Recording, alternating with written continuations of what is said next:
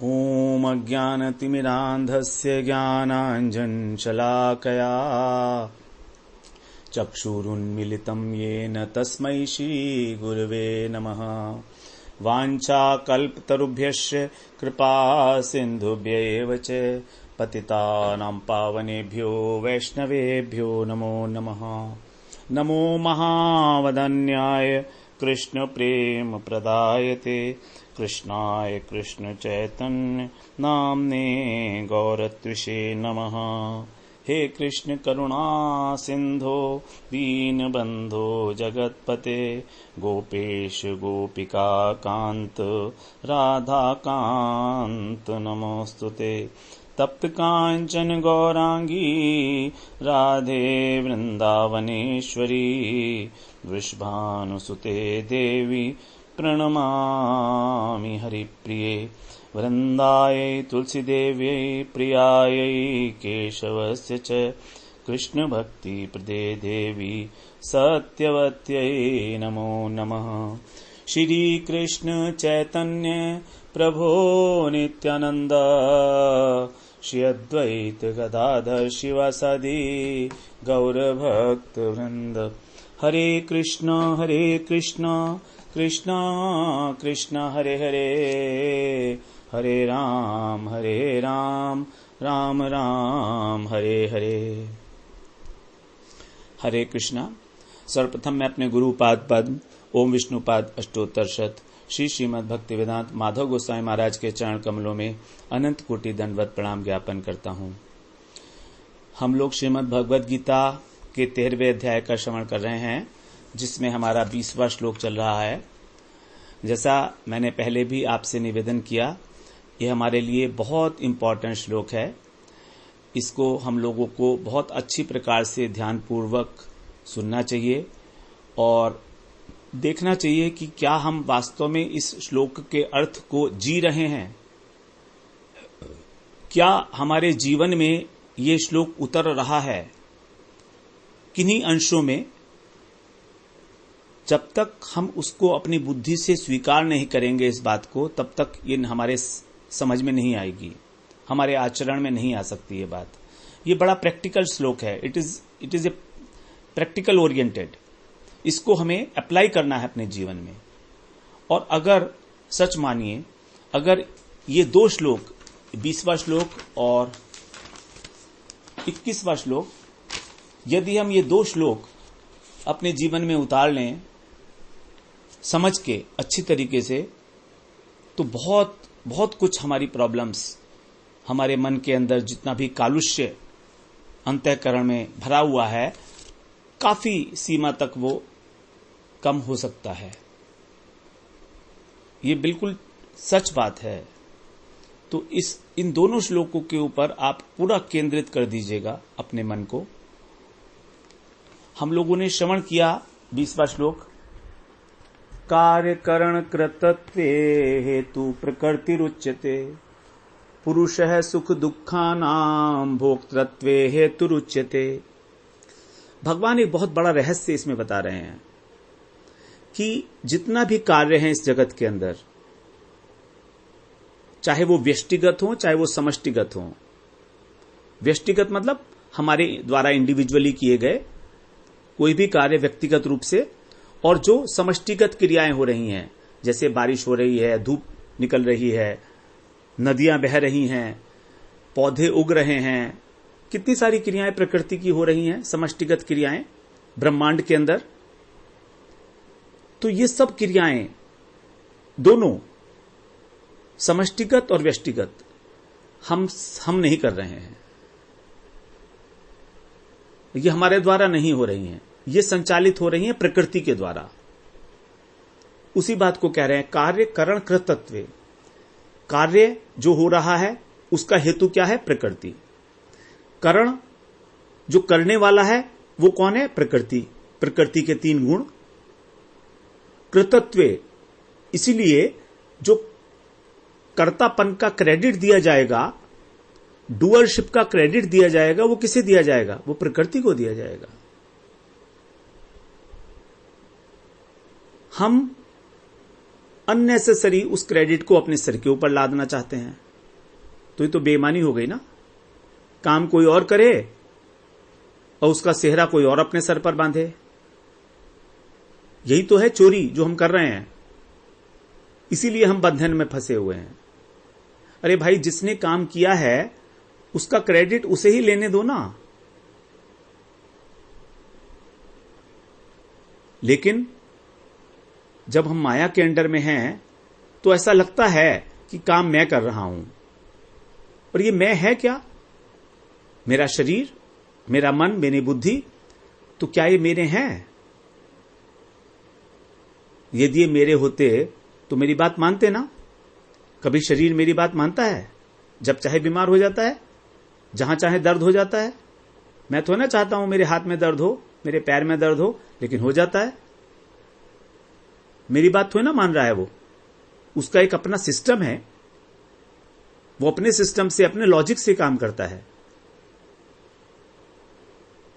उसके पास अपनी इंटेलिजेंस है। वो मेरी इंटेलिजेंस से काम नहीं करता है, मेरी इच्छा से काम नहीं करता है। उसी प्रकार मेरा मन जो चाहे वो सोचने लगता है, जो चाहे वो इच्छा करने लगता है। मैं चाहूं या ना चाहूं तो भी मुझसे पाप कराता है, गलत बात सोचता है। बुद्धि तो साथ देती नहीं है, कई बार अटक जाती है। साथ दे रही है, बीच में धोखा दे देती है, गलत रास्ते पर ले जाती है, गलत निर्णय ले लेती है। डायबिटीज है मुझे, लेकिन फिर भी मैं खा लेता हूं मिठाई, तो बुद्धि का भी मैंने अतिक्रमण कर दिया। तो इस प्रकार से वास्तव में मेरे शरीर में कोई भी बात मेरी नहीं मानता है, कोई भी अंग मेरा। तो किसकी बात मानते हैं ये? इनका स्वभाव है एक अपना, इनके पास एक अपनी इंटेलिजेंस है, जिसको हम स्वभाव बोल रहे हैं। ये क्या है स्वभाव? ये प्रकृति के 3 गुणों से बना है, सत्व, रज और तम। इनका मिक्सचर, किसी में सत्व ज्यादा है, किसी में रज ज्यादा है, किसी में तमोगुण ज्यादा है। अपने अपने स्वभाव हैं सबके, परम्यूटेशन, कॉम्बिनेशंस। जितने प्राणी हैं उनके अपने स्वभाव, सबके उतने असंख्य स्वभाव, असंख्य प्राणी। सब, कोई किसी के 2 स्वभाव मिलते नहीं हैं। और ये गुण किसके हैं? ये प्रकृति के हैं। पहले के आए हैं, प्रकृति संभवान विकारांश गुणाश्रैव विद्धि प्रकृति संभवान। ये तीनों गुण प्रकृति से उत्पन्न हुए हैं और यही हमको काम में लगाए हुए हैं। तो वास्तव में काम करने वाला कौन है? ये प्रकृति के 3 गुण, अथवा प्रकृति, अथवा भगवान। क्योंकि प्रकृति भी तो भगवान की शक्ति है, तो इनडायरेक्टली भगवान से मया अध्यक्षेण प्रकृति, भगवान की अध्यक्षता में प्रकृति काम करती है। तो वास्तव में हम मुख्य कर्ता नहीं हैं। ऐसा लगता है कि हम कर रहे हैं, लेकिन है नहीं। तो काम करते रहिए, इसमें कोई प्रॉब्लम नहीं है। लेकिन कह रहे हैं भगवान कृतत्वे, ये कृतत्व की भावना है, करनेपन की भावना है, कर्तापन की भावना है, इससे ग्रसित मत होइए। कितना बड़ा प्रेम भरा आग्रह है भगवान का, कितना बड़ा रहस्य हमारे आगे उन्होंने खोल दिया आज कि हेतु प्रकृति रुच्यते। जो कर्तापन का कारण है, कर्तापन किसके पास होना चाहिए? प्रकृति के पास, पुरुष के पास नहीं है।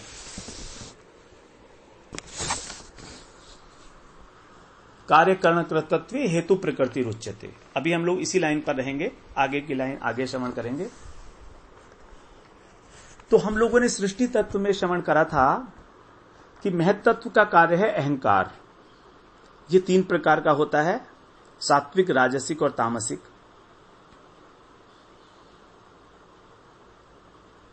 सात्विक को तेजस भी बोलते हैं, राजसिक को वैकारिक बोलते हैं, और तामसिक तो तामसिक है ही। तो तामसिक अहंकार से उत्पन्न हुए थे 5 महाभूत और 5 तन्मात्रा। आप लोग इसके लिए एक चार्ट का अवलोकन कर सकते हैं, उसको देख लीजिएगा। चार्ट में बड़ा क्लियर है कि किससे क्या चीज उत्पन्न होती है। राजसिक अहंकार से उत्पन्न होती हैं ज्ञानेंद्रियां, कर्मेंद्रियां। सात्विक अहंकार से मन और 10 देवता, इंद्रियों के देवता। प्रत्येक इंद्रिय में हमारी उसके अधिष्ठात्र देवता बैठे हुए हैं, जो साक्षी हैं कि हम लोग क्या कर रहे हैं।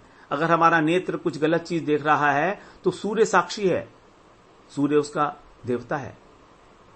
वाणी की देवता है, वाणी के देवता है अग्नि, अग्निदेव, तो अग्नि साक्षी हैं अगर हम कुछ किसी को अपशब्द बोलते हैं। जब हम यमराज के यहां जाते हैं तो वहां पर साक्षी होता है, सब लोग साक्षी करते हैं, देते हैं कि इसने ये काम किया है गलत, इसने ये काम किया है। हम सोचते हैं ना कि हमको देख तो ना रहा है, लेकिन ऐसा नहीं है।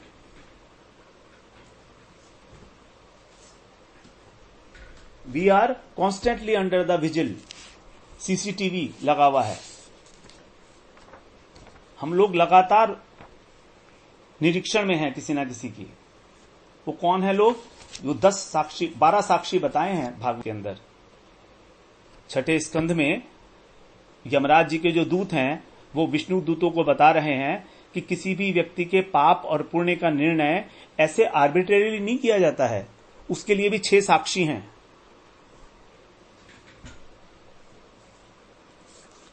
6 नहीं 12 साक्षी बताए हैं, 12 छठे स्कंध में है।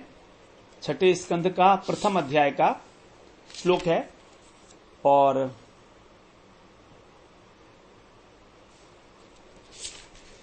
42वां श्लोक है, 42वां श्लोक।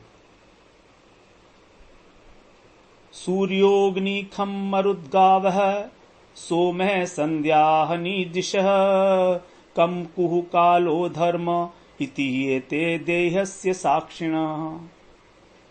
यमदूत कह रहे हैं सूर्य, अग्नि, आकाश, पवन, प्रत्येक इंद्रियों के अंदर जो देवता बैठे हैं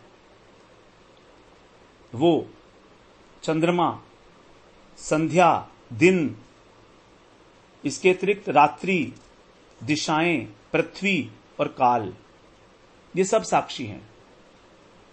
12 साक्षी बताए हैं। तो हम सोचें कि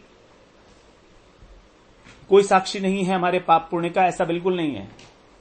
पूरा हिसाब किताब है। जैसे इस जगत के अंदर देखते हैं हम कि जब जज कोई ऑर्डर इशू करता है तो उससे पहले विटनेस से पूछा जाता है, और वहां के विटनेस ऐसे हैं जो कभी घूस नहीं लेते हैं, वो कभी बदलते नहीं है हमारी तरीके से। यहां के विटनेस तो खरीदे जाते हैं, लेकिन वहां कोई विटनेस खरीदा नहीं जा सकता। वो यथार्थ जो कुछ भी घटना हुई है वो सब कुछ बता देते हैं।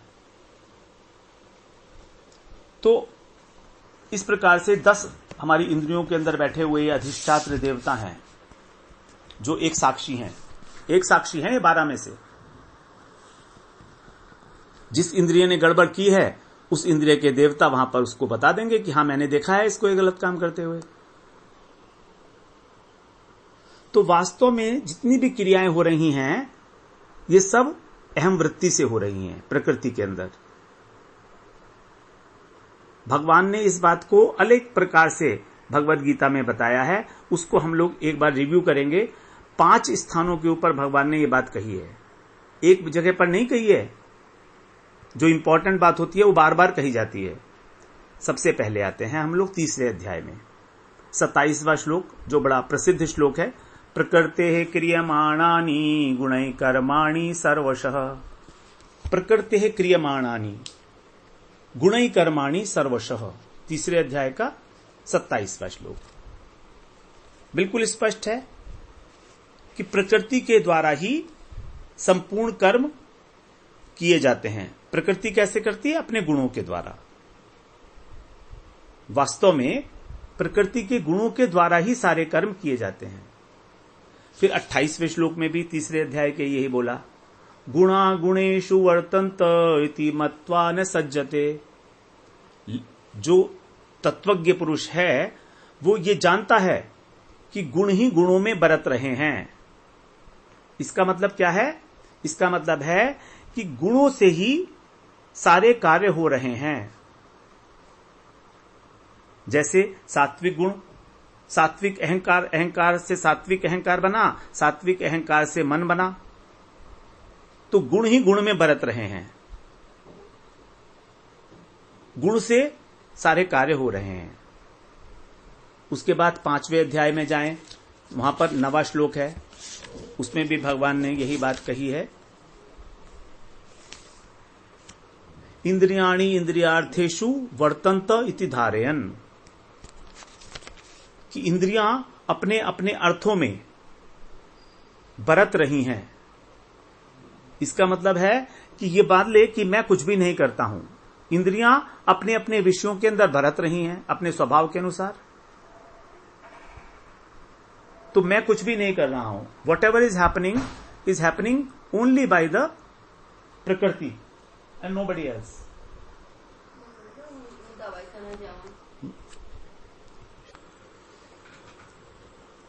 अब 5वें अध्याय के बाद फिर 13वें अध्याय के 29वें श्लोक में ये बात कह रहे हैं, प्रकृत्येव च कर्माणि क्रियमाणानि सर्वशः।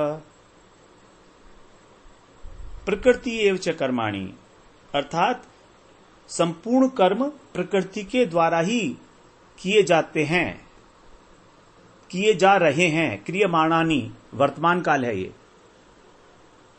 क्रिया वर्तमान में हो रही है। क्रियमाणानि, तो जो इस प्रकार से देखता है वही वास्तव में देखता है, यथार्थ देखता है। प्रकृति एव च कर्माणि क्रियमाणानि सर्वशः। फिर आगे 14वें अध्याय में भी यही बात आई है, 19वें श्लोक में, नान्यम गुणेभ्य कर्तारम यदा दृष्टानुपश्यति।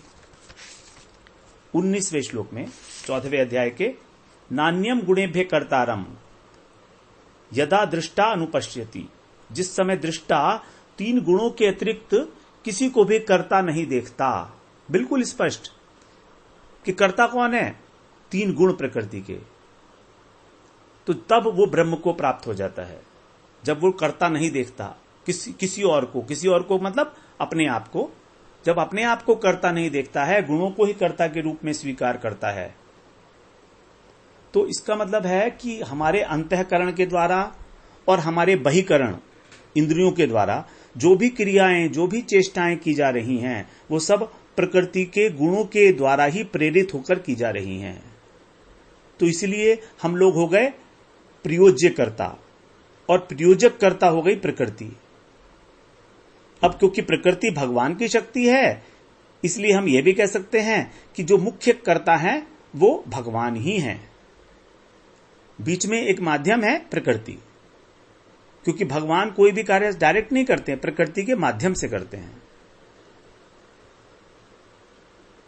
तो कृतत्व का मतलब है कर्तापन की भावना। ये हमारे ऊपर हमने अपने आप से आरोपित की है, ये भगवान ने नहीं बनाई है। न कृतत्वम न कर्माणि लोकस्य सृजति प्रभु। तो प्रकृति ही वास्तव में ये कार्य करती है जब वो पुरुष के संसर्ग में आती है। फिर आगे कह रहे हैं अगली लाइन में, पुरुषः सुख दुखानाम हेतु भोक्तृत्वे उच्यते। पुरुषः सुख दुखानाम भोक्तृत्वे हेतु उच्यते। हेतु पहले नहीं है, बाद में है। पुरुषः सुख दुखानाम भोक्तृत्वे हेतु उच्यते। अब ये एक बड़ी साधारण सी अनुभव की बात है कि अनुकूल परिस्थिति में हम लोगों को सुख होता है और प्रतिकूल परिस्थिति में हमें दुख होता है।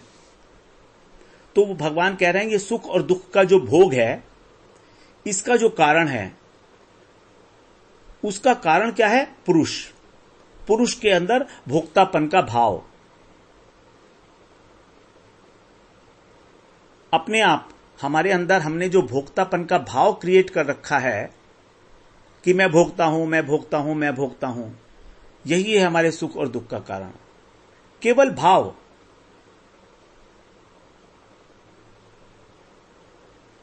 अब ये जो भोग होता है ये चेतन पुरुष में होता है और जो एक्शन होता है वो प्रकृति के द्वारा होता है। अब देखिए ना, कितने आश्चर्य की बात, कर्ता तो है प्रकृति और पुरुष ये सोच रहा है कि उस कार्य का जो सुख और दुख का अनुभव है मुझे हो रहा है।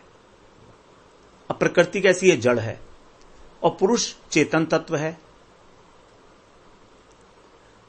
तो प्रकृति जड़ होने के कारण प्रकृति को सुख और दुख का अनुभव तो हो नहीं सकता, उसमें तो सामर्थ्य नहीं है। जैसे मान लीजिए कहीं पर अकाल पड़ गया, तो अकाल पड़ा, बारिश नहीं हो रही है, तो ये क्या क्यों नहीं हो रही है? प्रकृति के कारण। प्रकृति ने बारिश नहीं की, तो क्या प्रकृति को दुख हुआ? बिल्कुल दुख नहीं हुआ। अथवा कहीं बाढ़ आ गई, प्रकृति के कारण ही समष्टिगत क्रिया है, तो क्या प्रकृति को दुख हुआ? नहीं हुआ। प्रकृति को ना दुख है ना सुख है, वो तो जड़ है।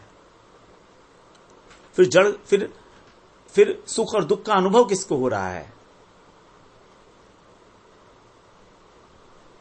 सुख और दुख का अनुभव हो रहा है चेतन तत्व को। और चेतन कौन है? जीवात्मा, पुरुष जीवात्मा, ये चेतन तत्व है। तो जड़ अंश की प्रधानता से उसमें किसी प्रकार के सुख और दुख का अनुभव नहीं हो सकता, सामर्थ्य नहीं है उसके अंदर। यह सामर्थ्य है केवल चेतन अंश में सुख और दुख के अनुभव करने की। अब प्रधानता के कारण ही किसी वस्तु का निर्धारण होगा, तो प्रधानता कहां है चेतना की? हमारी पुरुष में है। तो इसीलिए कहा गया कि भोक्तापन में पुरुष हेतु है, न कि प्रकृति।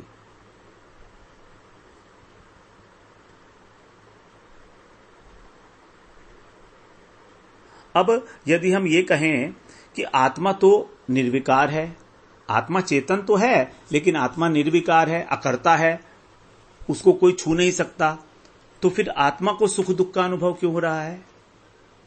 जीवात्मा को सुख दुख का अनुभव क्यों हो रहा है?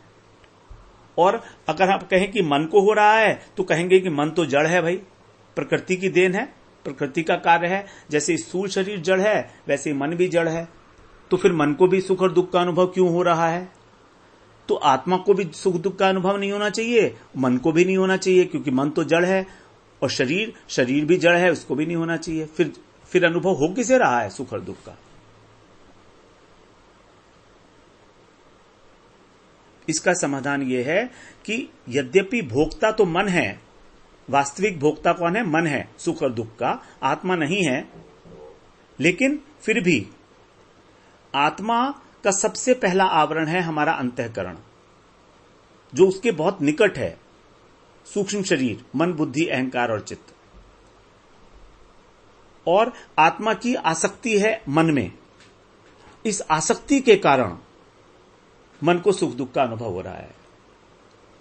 अगर इस आसक्ति की जो डोरी है उसको काट दिया जाए तो सुख दुख का अनुभव नहीं होगा। और ये डोरी कटेगी कैसे आसक्ति की? जब इस डोरी को आत्मा के साथ मन की जो डोरी है, एक अदृश्य डोरी है, दिखाई नहीं देती है ये, तो ये डोरी कटेगी कैसे? ये डोरी तब कटेगी जब इस डोरी को भगवान के चरणों से बांध दिया जाएगा। जब भगवान में हमारी आसक्ति शिफ्ट हो जाएगी, तब इस शरीर के साथ हमारी आसक्ति की जो डोरी है वो कट जाएगी, अपने आप कट जाएगी, काटना नहीं है। परम दृष्ट्वा निवर्तते। परम सुख की प्राप्ति होने के बाद जो तुच्छ सुख है वो अपने आप छूट जाता है दूर। जैसे यदि हाथ में हमारे हीरा आ जाए तो हमारे हाथ में जो पत्थर हैं वो अपने आप गिर जाएंगे, हमें पता भी नहीं लगेगा पत्थर कब गिर गए। परम दृष्ट्वा निवर्तते।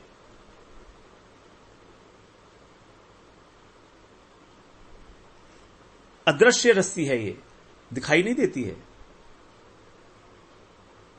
जैसे एक माता और पुत्र की मन में अदृश्य रस्सी है, पुत्र उसका अमेरिका में बैठा है, मां उसकी इंडिया में है, लेकिन बेटे को वहां कुछ भी तकलीफ होती है तो यहां मां को तकलीफ होने लगती है। आसक्ति की जो डोर है वो दिखाई थोड़ी देती है। तो यही आसक्ति हमने, और आत्मा के अंदर आसक्ति इनबिल्ट है। हम चाहें कि आत्मा हमारी आसक्ति ना रखे, ऐसा नहीं हो सकता कदापि, क्योंकि वो चेतन तत्व है। और चेतन तत्व की हम लोग तीन विशेषताएं, तीन गुण समझ आए हैं, श्रवण कराए हैं। इच्छा शक्ति, क्रिया शक्ति और अनुभव शक्ति। उसको अनुभव भी होगा, उसके द्वारा एक्शन भी होगा, और उसके द्वारा इच्छा भी होगी। इच्छा का मतलब आसक्ति। तो हमारी आत्मा कहीं ना कहीं तो लगेगी, चाहे संसार में चाहे भगवान में। चॉइस हमको अपने आप करनी है, हम कहां लगाना चाहते हैं। यदि हमने संसार में लगाया इस आसक्ति को, तो हमारी आसक्ति मिसप्लेस्ड हो गई, हमको इस संसार में घुमाती रहेगी जन्म जन्मांतर तक, कभी निस्तार नहीं पा सकते हम। लेकिन इसी को हमने यदि भगवान की ओर मोड़ दिया तो हमारा काम हो जाएगा। इसीलिए मन को सुख और दुख होता है, क्योंकि आत्मा की आसक्ति है उसके साथ। तो ये जो मन के द्वारा सुख और दुख का अनुभव है, इसको हम अपना मान लेते हैं कि हमारा है, क्योंकि सुख दुख का अनुभव चैतन्य वस्तु के अभाव में नहीं हो सकता। जब हमारे शरीर से आत्मा निकल जाती है तो हमें किसी प्रकार के सुख दुख का अनुभव नहीं हो सकता, फिर तो जड़ पड़ा हुआ है हमारा शरीर। इसलिए मन यद्यपि जड़ है तो भी, क्योंकि उसके अंदर आत्मा का प्रकाश आ रहा है, उसकी सन्निकटता के कारण, इसलिए उसको चेतनाभास कहा गया है। चेतनाभास, जिसमें चेतना नहीं है लेकिन चेतना का आभास जरूर है। चेतना का आभास होने के कारण ही उसे सुख दुख की अनुभूति होती है। अगर चेतना आभास नहीं होगा तो सुख दुख की अनुभूति नहीं होगी। जैसे मान लीजिए अगर इंजेक्शन लगा दिया जाए एनेस्थीसिया का, तो उसके बाद मन को कोई अनुभूति नहीं होगी सुख दुख की, क्योंकि उसको काट दिया गया। जो आत्मा का आभास आ रहा था, जो प्रकाश आ रहा था, उसको रोक दिया गया बीच में। अब मन में किसी प्रकार का सुख दुख नहीं होगा।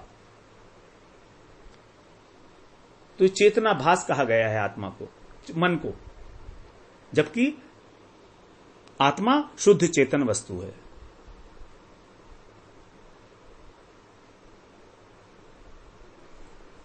अब यहां पर जो हमारी आत्मा है वो वास्तव में अविद्याग्रस्त वृत्ति के वशीभूत है, क्योंकि उसके ऊपर जो आवरण पड़े हुए हैं सूक्ष्म शरीर का और स्थूल शरीर का, यही उसके अंदर अविद्या वृत्ति के द्वारा भी वो वशीभूत है, क्योंकि अविद्या भी एक माया की सृष्टि है। तो स्वयं को सुखी दुखी मानता है। तो ये जो विकार है, ये जो जड़ अंश में हो रहा है, लेकिन इस जड़ अंश का तादात्म्य चेतन के साथ होने के कारण इस सुख दुख का अनुभव मन को होने लगता है। जैसे दुकान में यदि कोई घाटा लग जाए तो दुकानदार कहता है ना कि मुझे घाटा लग गया, मुझे घाटा लग गया। तो मुझे क्या लग गया? दुकानदार को क्या हुआ? वो तो पूरा का पूरा साबुत है, उसका तो कोई अंग खत्म नहीं हुआ। घाटा तो दुकान में लगा है, लेकिन उसने दुकान के साथ अपने को आइडेंटिफाई कर रखा है। उसी प्रकार जैसे हमारे शरीर में बुखार आता है तो हम कहते हैं मुझे बुखार है, लेकिन आत्मा को तो कोई बुखार नहीं आता, मगर हम कहते हैं मुझे बुखार है। ये नहीं कहते मेरे शरीर को बुखार है, वास्तव में तो मेरे शरीर को बुखार है, मुझे तो ना है। लेकिन क्योंकि हमने अपने शरीर को ही आत्मा माने बैठा है, इसलिए हम कह देते हैं मुझे बुखार आ रहा है। तो इसी बात को हम लोग आगे भी श्रवण करेंगे। वांछा कल्पतरुभ्यश्च कृपा सिंधुभ्येव च पतितानां पावनेभ्यो वैष्णवेभ्यो नमो नमः।